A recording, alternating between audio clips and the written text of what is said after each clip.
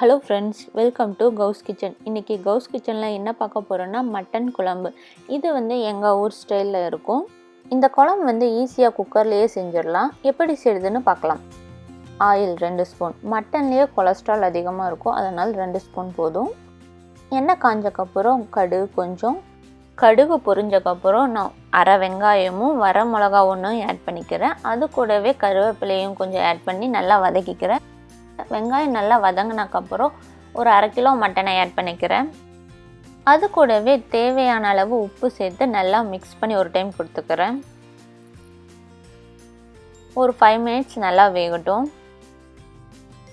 மட்டன்லேயே தண்ணி விடும், அதனால் நம்ம தண்ணி ஆட் பண்ண வேண்டாம். அந்த மட்டனில் இருக்க தண்ணியை நல்லா வத்துற வரை நல்லா வேக வச்சுக்கலாம். இப்போ தண்ணி இல்லாமல் நல்லா ட்ரை ஆகிடுச்சு. இப்போ கொஞ்சமாக தண்ணி ஊற்றிக்கிறேன் மட்டன் வேகுறதுக்கு. அப்புறம் குக்கரை க்ளோஸ் பண்ணி ஒரு 4 விசில் விட்டுக்கிறேன்.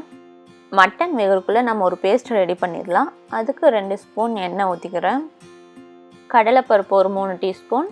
நான் வர மிளகா 2 எடுத்திருக்கேன். உங்களுக்கு காரத்துக்கு இன்னும் கொஞ்சம் அதிகமாக தேவைன்னா அதிகமாகவோ இல்லை கம்மியாக வேணும்னா கம்மியாகவோ ஆட் பண்ணிக்கோங்க.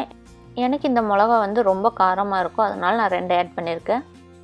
அது கூடவே 2 பட்டை, 1 டீஸ்பூன் சீரகம், 1 டீஸ்பூன் சோம்பு, 1 டீஸ்பூன் கசகசா, 1 டீஸ்பூன் மிளகு எல்லாத்தையும் ஆட் பண்ணி நல்லா மிக்ஸ் பண்ணி கொடுத்துக்கிறேன்.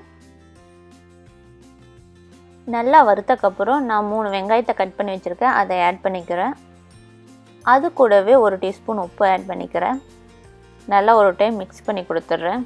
இந்த குழம்பு சின்ன வெங்காயத்தில் தான் மெயினாக யூஸ் பண்ணுவாங்க. எனக்கு இங்கே சின்ன வெங்காயம் கிடைக்கிறது இல்லை, அதனால் நான் பெரிய வெங்காயம் ஆட் பண்ணியிருக்கேன்.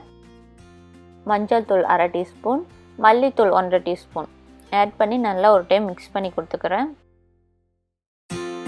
அது கூடவே நான் கருவேப்பிலையை ஒரு 10 ஆட் பண்ணிக்கிறேன். ஆட் பண்ணி நல்லா மிக்ஸ் பண்ணி விட்டுறேன்.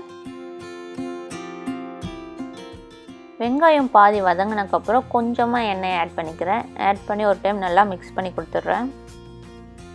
வெங்காயம் நல்லா வதங்கினக்கப்புறம் நான் இதில் ஒரு 4 டீஸ்பூன் தேங்காய் துருவலை ஆட் பண்ணிக்கிறேன். நல்லா ஒரு டைம் மிக்ஸ் பண்ணி கொடுத்துட்டு 3 to 4 மினிட்ஸ் லோ ஃப்ளேம்லேயே குக் பண்ணிக்கலாம். இப்போ நல்லா குக் ஆகிடுச்சு. இதை கேஸ் ஆஃப் பண்ணிவிட்டு கொஞ்சம் நேரம் ஆற விட்டுட்டு மிக்ஸி ஜாரில் மாற்றி அரைச்சிக்கலாம்.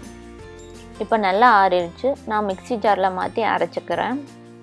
குக்கரில் ஏரெல்லாம் போயிடுச்சு. ஸோ இப்போ நான் ஓப்பன் பண்ணி பார்க்குறேன்.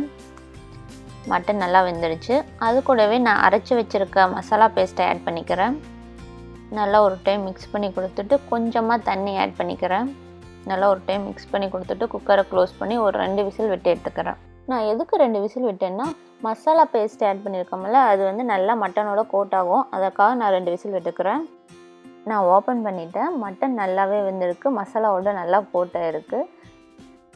நீங்கள் இந்த குழம்பை ட்ரை பண்ணி பார்த்துட்டு எப்படி இருந்துச்சுன்னு எனக்கு கமெண்ட் பண்ணுங்கள்.